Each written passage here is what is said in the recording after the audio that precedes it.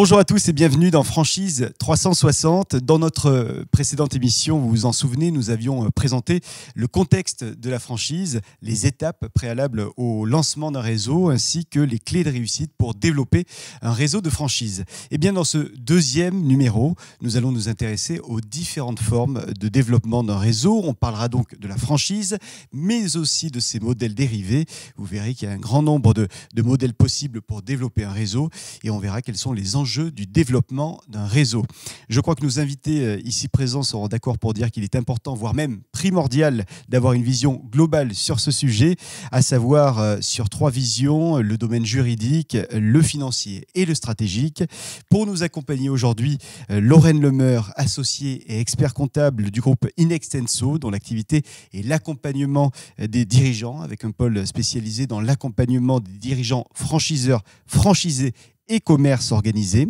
François-Luc Simon, associé gérant du cabinet Simon Associés, cabinet d'affaires qui comprend plus de 80 avocats, dont 15 avocats spécialisés en franchise et distribution, dédiés à l'accompagnement des enseignes franchiseurs et membre du collège des experts de la Fédération française de la franchise et de la FCA, la Fédération du commerce associé.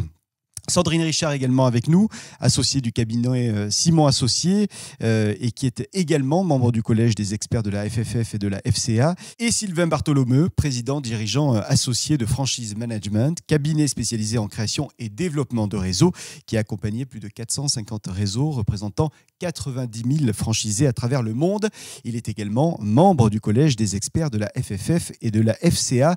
Franchise 360, deuxième numéro, c'est parti.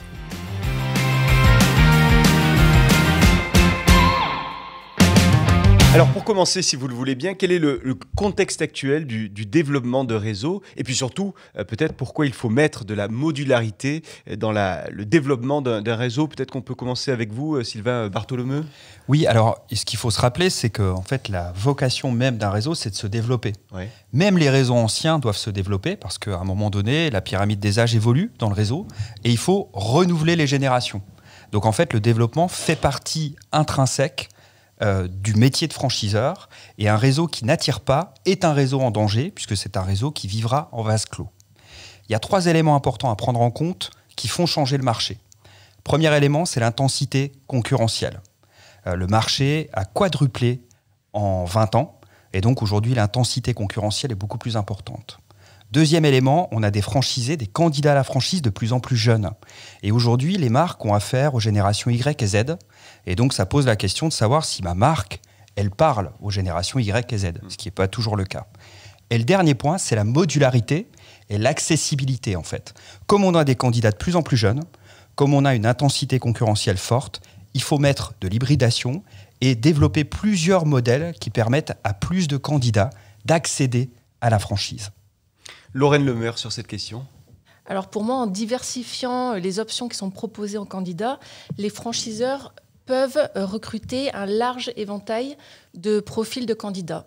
Le montant de l'apport disponible n'est plus le critère de sélection d'un profil franchisé. Et donc le franchiseur va pouvoir accompagner temporairement avec le système de la location-gérance ou de manière plus pérenne avec le système de la joint venture.